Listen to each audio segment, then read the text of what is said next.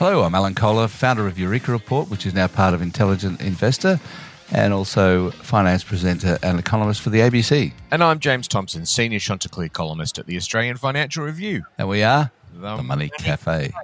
Hello, James. Well, it's big night, big session on the market last night. The market's up a fair bit because Scott Bessent, the Treasury Secretary, said that a deal with China is virtually done. Yeah. Well, the bulls are back in control here, Alan, I reckon. We've had an interesting month. Like, if you go back to the start of October, we had that sort of little moment where Trump threatened to hit China with 100% reciprocal additional tariffs, I should say. We had a few worries about private credit cockroaches, as Jamie Dimon called them. But now we're just in the middle of this sort of period where the stars are aligning. We've got the US-China trade deal. On Wednesday night, Thursday morning, our time, we're going to have the Federal Reserve in the US is going to cut interest rates. We had a benign inflation print last week. We've got US earnings season. Just got some numbers this morning. 80% of companies that have reported, which is about 30% of the index, 80% have reported earnings better than expected.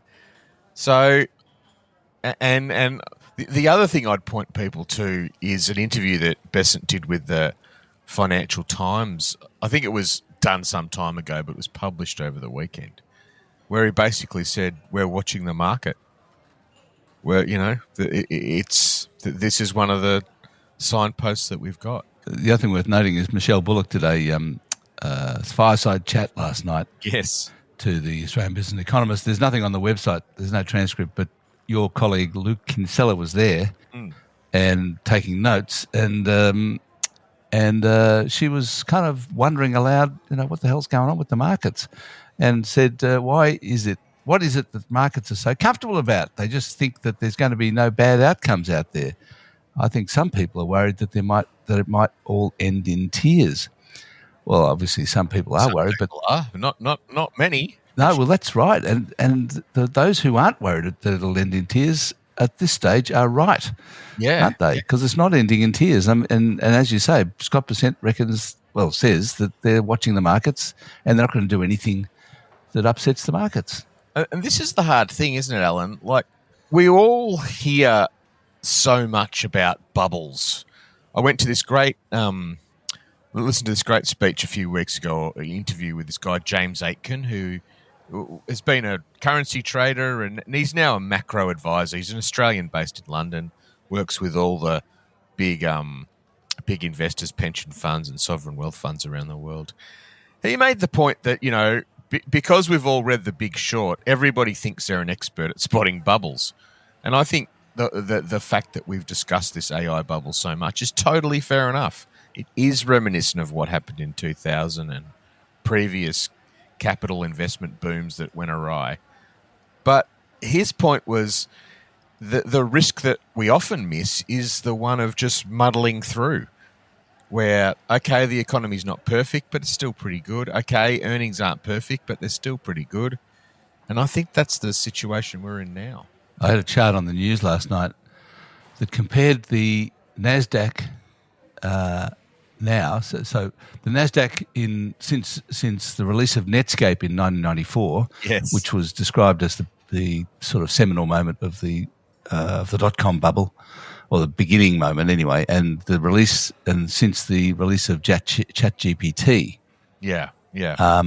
And it's so far it's only about a third of the way up, by comparison. It's in fact, they were both the same at this point. This far into it, they were both roughly the same, about 120% up since Netscape release and ChatGPT release, and then the Nasdaq ended up about 450% up. So it isn't the same yet as it was in 2000. You mentioned Michelle Bullock, Alan. One of the best stats I saw on the weekend was from a Bank of America strategist named Michael Hartnett. Really interesting guy. So in the 24 months, in the 2 years after Lehman Brothers collapsed in 2008, global central banks, that's central banks everywhere around the world, cut interest rates 313 times, right? And they had to, because US GDP fell 2.5%. In the past 24 months, when US GDP is up 11%, global central banks have cut interest rates 312 times. Oh, really? I didn't. Oh, wow, that's incredible. So, I mean, this is like, nobody worries, and I don't reckon anyone has written more about the bubble fears than me. But the tidal wave of money, it's just really hard to fight. Yeah. So I think they're the two things you got to keep in mind as you're thinking about this market.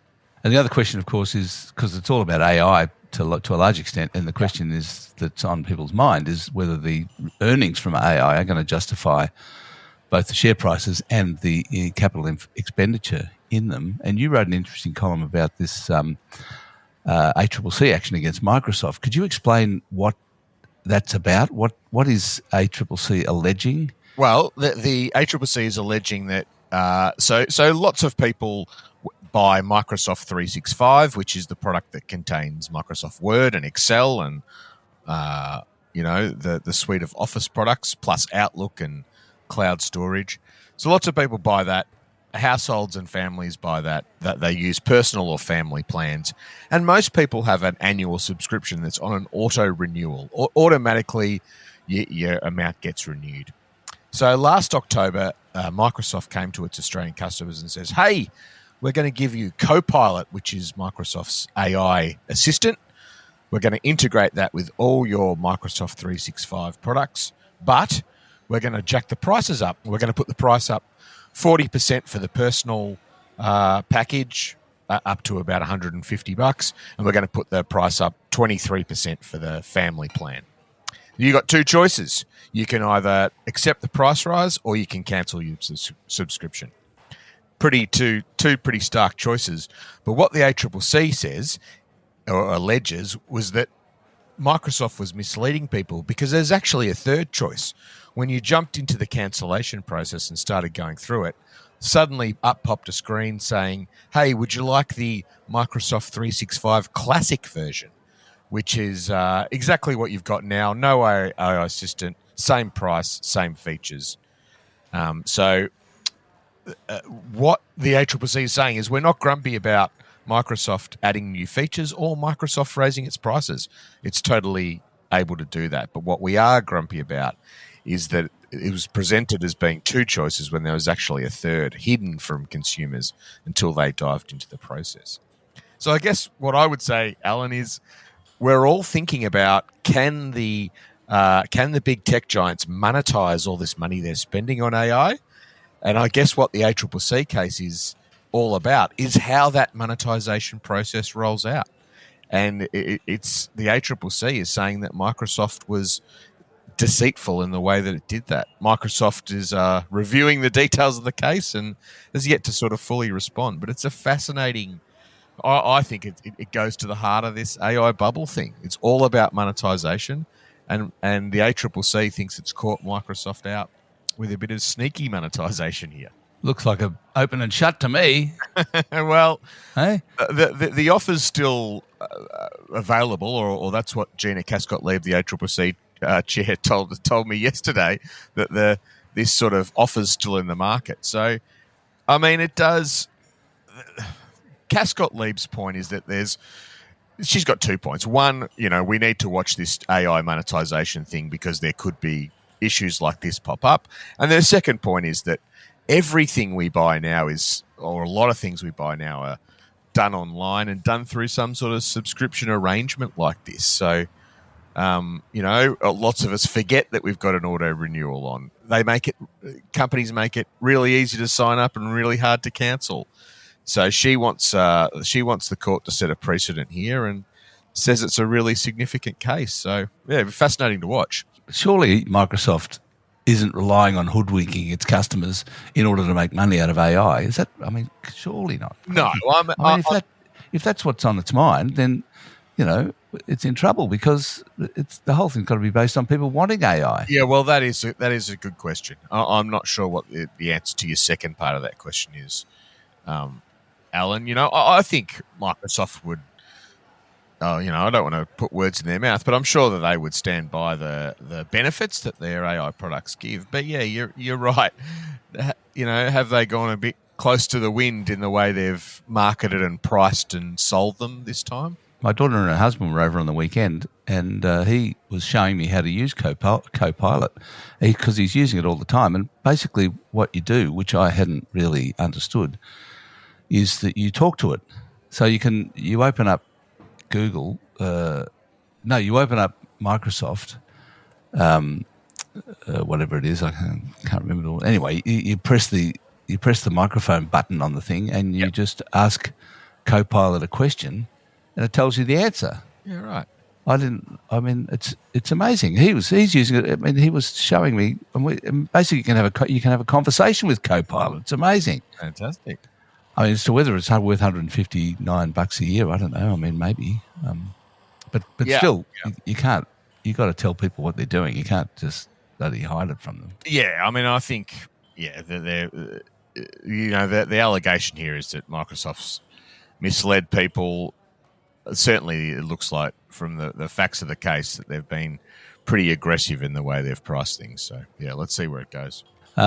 The excitement last week, of course, was rare earths. All the stocks bloody went through the roof after Anthony Albanese's deal with Donald Trump, and following the restriction that China placed on them. But I wonder whether if this deal that's now coming between Trump and Xi Jinping, where Xi Jinping says, "Oh yeah, okay, you can have all our rare earths, fine, no worries," in which case all the stocks will fall again. Yeah, it's two ways to think about it, I think, Alan. Like, one is that, yes, I mean, I think some of the stocks got a bit cuckoo and could fall back. The other is that the West's rare earths issue hasn't sort of gone away, has it? The Chinese stranglehold on the industry is still there. And so, yeah, I guess the other way to think of it is that now the West's got an extra year to try and build its own supply chain. So perhaps there's, the heat doesn't go out, or the government money doesn't go out of the story. So yeah, I think there's two ways to think about it. But I mean, it got pretty silly last week. You'd have to think there's a bit of heat coming out, wouldn't you? Oh, I'd say so. Sure. Yeah, I spoke to the CEO of Latrobe Minerals, I think, and they've got magnesium in Gippsland. Right. Yep. Which is they're getting from the fly ash from the Hazelwood Power Station. Oh, that's very good upcycling. Well, yeah, I mean, apparently this fly ash has got a whole lot of magnesium in it, and it's hard to get elsewhere, and they're going to produce that. And so they were one of the stocks that Exim Bank, the US Exim Bank, is helping out. Yeah, right. And this morning I'm talking to Sam Riggle, who's the CEO of Sunrise Energy Metals, which has scandium. In the middle of New South Wales. Yeah, right. There you go. And I spoke to Sam 10 years ago. And the company that's now called Sunrise used to be called Clean Tech, TEQ. And it had water treatment, and it also had on the side this mineral deposit in New South Wales near Fifield that was mainly nickel and cobalt and had a bit of scandium on the side. And it was they were talking about mining or, doing something with the nickel and the cobalt. Interesting. And bugger me, it's all about scandium now because that stuff is 3,200 US per kilogram. Yeah, yeah. This is like the pivot we're seeing, that there is a bunch of Bitcoin miners who've suddenly discovered that, hey, maybe if we took all that power we got for Bitcoin mining and called ourselves AI data center beasts. Yeah, well, that's what Iris Energy's doing. Iris, Iron and Firmus. This hot new stock that, it's not a stock; it's a private company still, but it's looking at a float next year.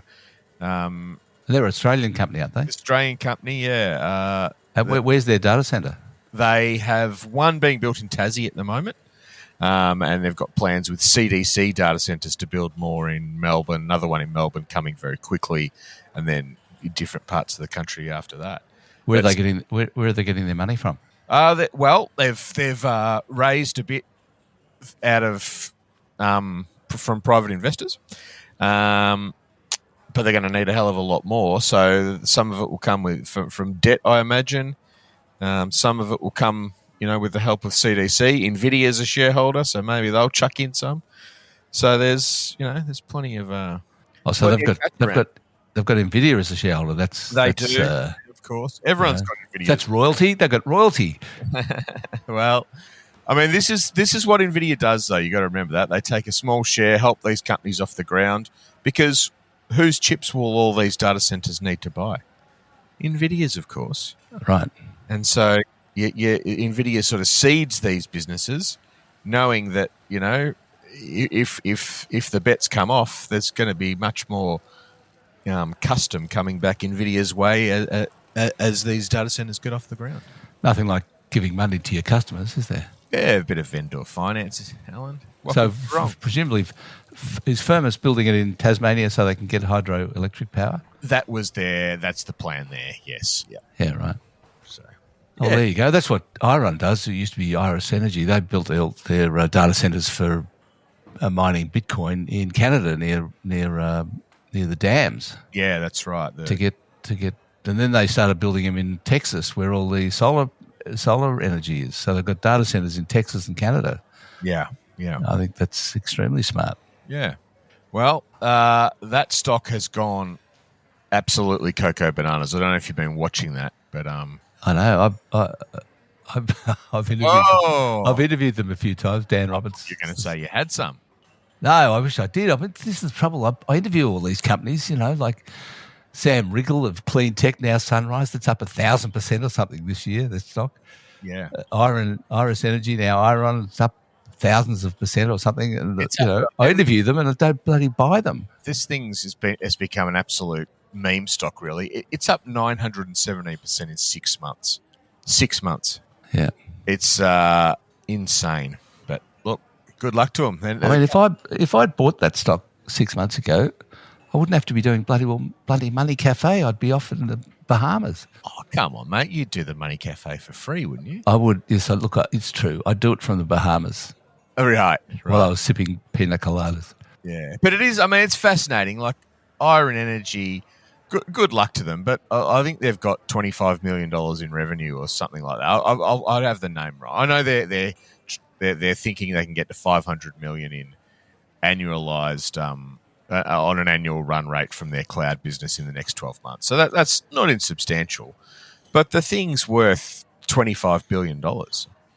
I mean, Qantas is worth $17 billion. They got tens of billions of dollars in revenue. It's funny how the world is working at the moment. Anyway. I know. Well, anyway, let's go to questions. And before we do that, here's a word from our sponsor. Think investing's out of reach? Think again. With InvestSMART's Fund Later, you can own a $10,000 ETF portfolio with just $4,000 up front. Fund Later covers the rest, lending you $6,000, which you repay over 20 monthly installments, including a facility fee. There's no interest, no margin calls, and no waiting. Whether you're new to investing or a parent looking to give your kids a brighter future, it's a smart way to fast-track your investment journey. Choose from 4 expertly managed portfolios and get $10,000 working for you from day one. Learn more at fundlater.com.au. Terms and conditions apply. Thanks, Greg. That was Greg, everybody. And very real. Hey, he's very real. He's not real. AI. He's our producer, and he does these ads. Okay, all right. Jake says, you hear a lot about investing styles, competitive advantage, and do what works for you. I've learned a couple of things researching my investing style. I will never be able to compete with people doing balance sheet analysis. I don't have access to companies other than reading reports. But I have also learned that funds and ETFs have to purchase as money flows in, and they also have pressure to show returns in a competitive market. So what I do have is time. And he goes on. just wondering your thoughts on this approach and if there are any other ways to build a competitive advantage against these super large funds and ETFs. Well, look, the super funds definitely have competitive pressure to show returns in the market, but the ETFs don't. I mean, they're just following the index that they've set up. It's really no bother to the ETF creator whether the ETF goes up or down. They take their fee regardless. That's exactly what they're supposed to do. They're just tracking the market. So, yeah, I mean, I don't think, Jake, you're really competing against ETFs, or you can have a competitive advantage against ETFs. They're sort of designed to follow an index and, not make the sort of investment choices that an individual investor might take. So I don't know. Time is definitely the investor's friend. The longer your time horizon is, the less you worry about the next deliberation in the trade war, or the next moment in the next quarterly report from Nvidia. All that gets smoothed out if you can take a long time frame. So you are right. Yes, that is your competitive advantage. But I mean, it is true that the higher the market's valuation, the longer the time frame you need. You know what I mean? To in order to break even. That's true. Yep. I mean, nobody knows when or even if the market's going to have a correction. But the higher it is in terms of its valuation, then the more likely it is that you're going to have to hang on a little longer to get ahead. Yeah. But I think both of those vehicles, ETFs and super, they are built around the idea that time is important, right? Yeah, that's right. I mean, it is true that a super fund has to report, every now and again, and so therefore it's got a bit of extra pressure on it in time. But still, all these super funds are investing for the long term. Yeah, they're not really responding to quarterly returns. Yeah. John says, given the massive infrastructure costs now being spent in our capital cities just to maintain their function, have there been studies on the cost benefit of decentralisation? Would such massive funding generated from debt be more productive if spent on decentralisation? Congratulations on your fearless podcasts. I think there are such. I haven't seen them, but I'm pretty sure the cost benefit of decentralisation is understood because they, mostly involve building new train lines, new transport infrastructure, and new water and sewerage, and so on, which is far more expensive than building the roads that in the capital cities. So, I think that's. I mean, look, they're all the whole plan for improving housing affordability is to densify the suburbs, and they just basically are going for that because it costs less. Because it costs less than decentralisation. Well, it costs less than decentralisation. It is where voters want to live, isn't it? Is that part of it? Yeah, I guess. It's where the jobs are. It's where their families are. Yeah, that's right. I mean, it's true. I mean, the only difference is that the densification involves apartments, 6 stories around stations. That's what's going on, and basically, it's saying that to families you're going to have to live in apartments now, which is a bit of a negative, I think. Yeah, that's fair enough. It is interesting. I mean, I guess, John, you'd try and do both if you could, right? You'd try and fix infrastructure up in the cities and do some decentralisation. But we had our energy summit last week, Alan, and it is so clear to me that exactly the same problems that exist in housing exist in energy. It's all about planning approvals and time. It's all about policy settings. It's all about construction costs. It's all about our struggles to get stuff out of the ground. I mean, this is the problem we've got with all this stuff. Anyway. Brian says, my question's about AI. I think it's overblown, and not just because my AI-enabled phone thinks that I have to go have my eyebrows done every Saturday morning in the same building where I attend a yoga class. Really? Is that going on? My AI is not doing that to me. But my main issue is that I can't see any incentive for businesses that get paid by the hour to use it. I have worked in design and construction for almost 40 years, and the trend, at least over the last 20 years, has been towards greater inefficiency. Unless governments and private companies alike incentivise efficiency, I don't see AI being widely adopted. That's an interesting point, actually. How, that businesses make money by the world being inefficient. Well, businesses get paid by the hour aren't really incentivised to be more efficient because they get, the longer it takes for them to do it, the more they get paid. I think that's not only slightly cynical, but probably not really realistic, because they're going to use AI. They're going to find a way to make more money if they can do it. Yeah, totally. I think we're in the very early stages of this AI usage. So, yeah. But yeah, I think, Brian, you've got a point. Not all companies. When you're talking about accountants and lawyers getting paid by the hour, sure, they want to continue to get paid by the hour. If AI helps them do 2 hours work in 1 hour, then that's not really beneficial for them. I get that. Yeah, I get the point, but I think if the existing business doesn't do it, some new business will come along and do it, and that's what we'd hope if we're barracking for productivity. Yes. Matt says he's in Canberra, but very much outside the bubble. Recently discovered your podcast and love it. It's insightful, engaging, and easy to listen to. My wife and I are in our mid-30s with 2 young kids. I've been dabbling in shares since uni, but after pivoting recently to ETFs like VAS and VGS, we've realised that buying individual stocks, even for a simple buy and hold approach, is more hassle than it's worth. ETFs take care of all the admin, etc. Something I've been wondering, though, do popular ETFs tend to trade at a premium to their underlying value? In other words, does their convenience and accessibility create a price premium compared to the value of investing in the underlying assets? And is this something retail investors should care about? Short answer, no. ETFs just track the index. There's no premium or discount going on. That's right, isn't it? That's right, yeah. Yeah. I mean, it's really buying an ETF. What you're doing is buying the market, and whether it's popular or not doesn't matter. It's just going to track the index. Yep, and you'll pay your fees.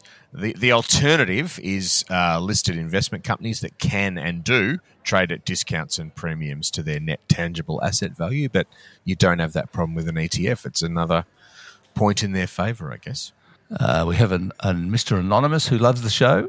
Thank you, Anonymous. The amount withdrawn for dental reasons under the compassionate release of super has surged past $2 billion, far more than the weight loss surgery or IVF. I'm a dentist, and while most of us follow the rules, some of us seem to be rorting the system. Surely not. With money reportedly used for cosmetic work. Goodness me. Oversight from the ATO and regulators appears to be limited. Do you think the government might claw back funds and or end the scheme? Tens of thousands of withdrawing 20 to 30K super from early super could mean more reliance on taxpayer-funded support later on. Interested in your thoughts? Well, at least they'll have nice teeth. Yeah, exactly. Anonymous, even if they're back on the pension. No chance of a clawback. And no chance of the scheme, or it's not a scheme. I mean, early access to super is not a scheme. It's a thing that sometimes is required in exceptional circumstances. I guess what Anonymous is trying to tell us is the definition of exceptional has been stretched a lot in the last little while. I could see the definitions being tightened up, Alan, and that might be sensible. But yeah. This is... the people doing this, it is their money. Now, we want to have rules around it. We want to have tight rules. But if you've got a medical professional saying this work's necessary, it's hard to know how else do you police that? Yes, you can't. I mean, look, I think you're right.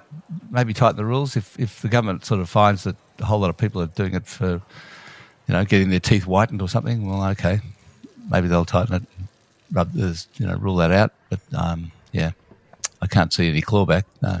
definitely not. Paul says, I have most of my super in the Oz Super High Growth option with the possible impending AI correction.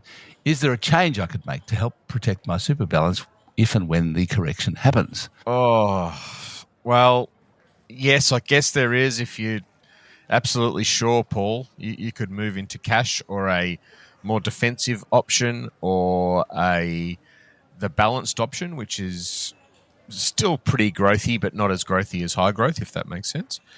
I guess the question is, do you really feel, Paul, that you're able to time the market?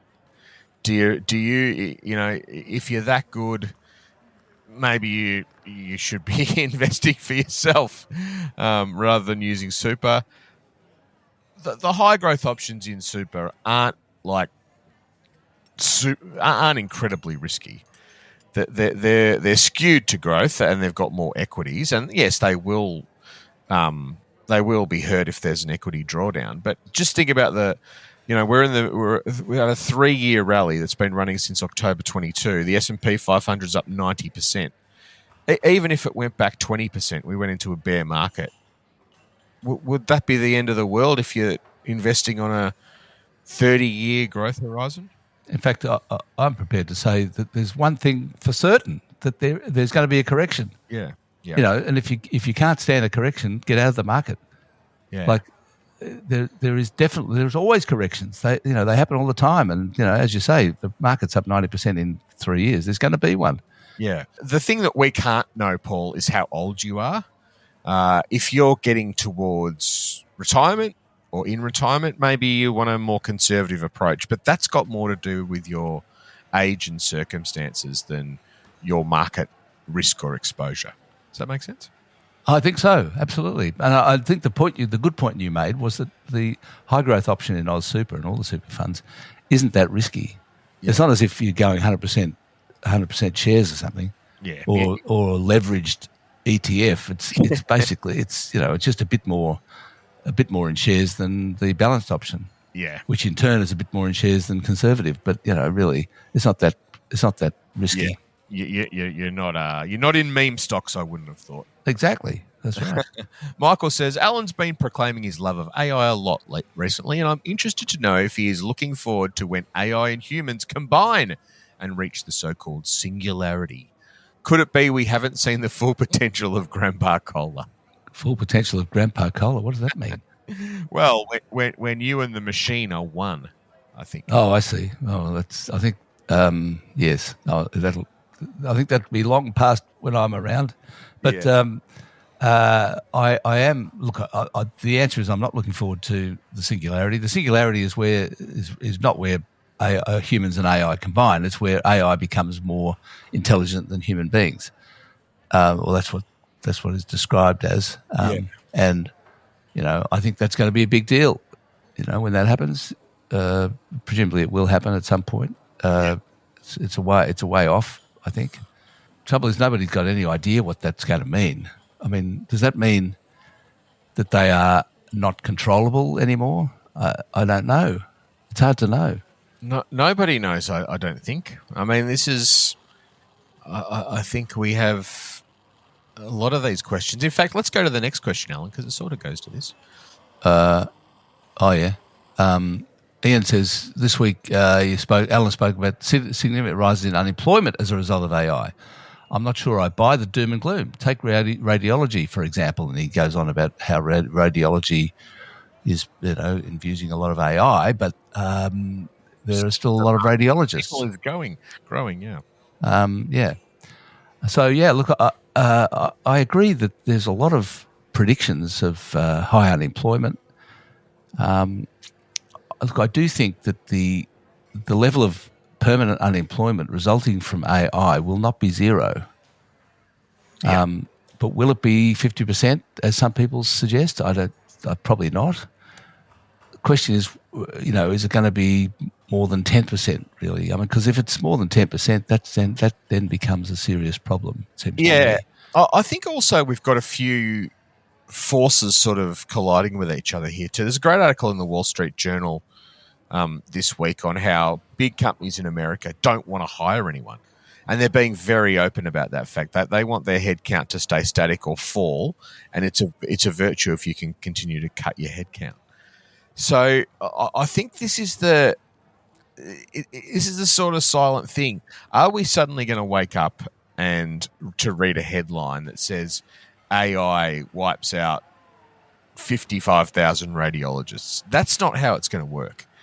It's going to be much quieter than that. It's going to be, well, have you noticed that, X banks full-time numbers of full-time employees have fallen steadily for the last 5 years? Have you noticed that it's very difficult for your adult children to get not only a job but a job interview? And I think that's what you got to watch out for. It's not the big bang, that this will happen across the economy in lots of different ways, in sort of quiet ways. And radiology is a good example. It's Ian's point is that as you create more demand for something, you tend to use more of it, and therefore you need more people. And I think that's fair enough. But breaking into the workforce is going to be difficult. Yeah. Companies are not going to, boost. I think that's right. Amazon announced last night, in fact, that its plan is to cut 30,000 corporate jobs. 30,000, that's 10% of its workforce. Yep. Or its corporate workforce. But they're also talking recently about replacing hundreds of thousands of jobs in warehouses with robots. It's already got a lot of robots, but they're basically saying we're going to replace everyone with robots. Yeah. I think they employ 500,000 or 600,000 people. Yes. So, I do think radiologists may be fine, but not everyone's going to be fine. Yeah, and we should take this little tip from Heather. She's got something to help us with when you're prompting an AI. She says, move from asking questions to telling it what you don't want and tell it to try harder. That leads to much better results. So there you go. Try harder. I haven't tried try harder. Yeah. There you go. Yeah, get the whip out, not just the stick, not the carrot. Let's jump to Laurel here, Alan. She says, big fan of the show and really enjoyed your discussions, but she was a little concerned by the advice in last week's episode about combining funds in a partnership or marriage. Would you please clarify why you recommend that married couples share one joint account?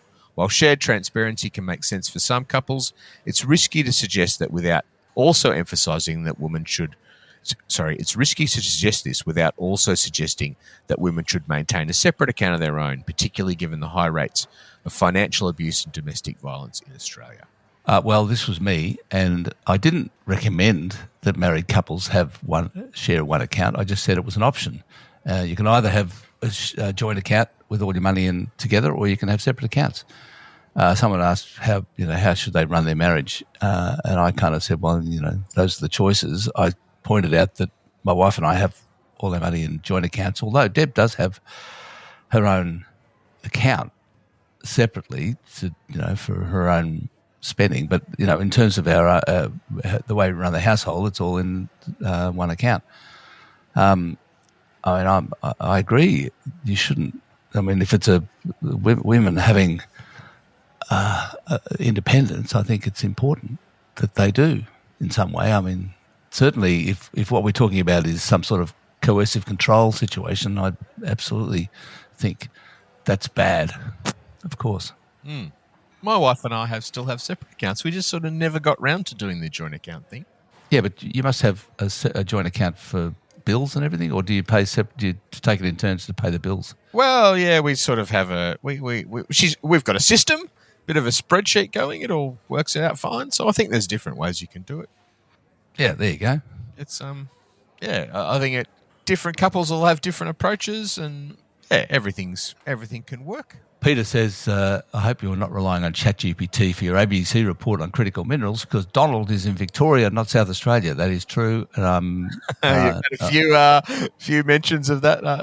I know. I got picked up. Well, it's true. I got that wrong. I said it was in South Australia, but it's near Minyip, which happens to be where my father was born, in Minyip, which is in the Wimmera. And perhaps, Alan, we should finish with Hans, who says, I'm a long-time listener. My partner occasionally overhears your podcast. She made a comment last week that the advertisement that runs midway through the podcast seems narrated by a very generic and boring AI voiceover. It turns her off when listening to it. I now wonder, is the voiceover AI? Thanks again for reading my unsolicited 2 cents. Alan, tell the listeners. It's not AI. And it's our very unboring Greg, who's our producer. And I'm sure from now on he's going to add a bit of a lilt to his voice. Yes. I think listeners should write in and request that Greg does an accent or an impersonation every week to read the ad out, so that people know he's not AI. He's unstoppable. He's definitely unstoppable, as our Greg.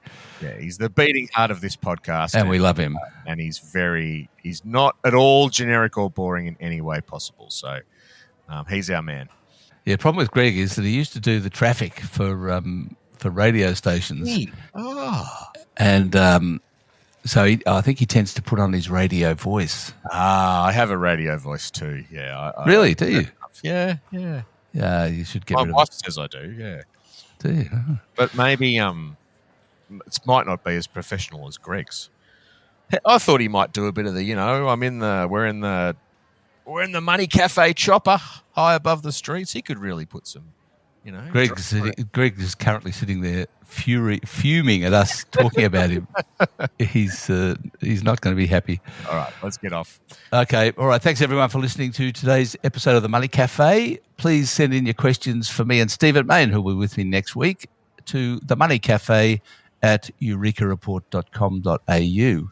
So until then, I'm Alan Kohler from Intelligent Investor and the ABC. And I'm James Thomson, Senior Chanticleer columnist at the Australian Financial Review.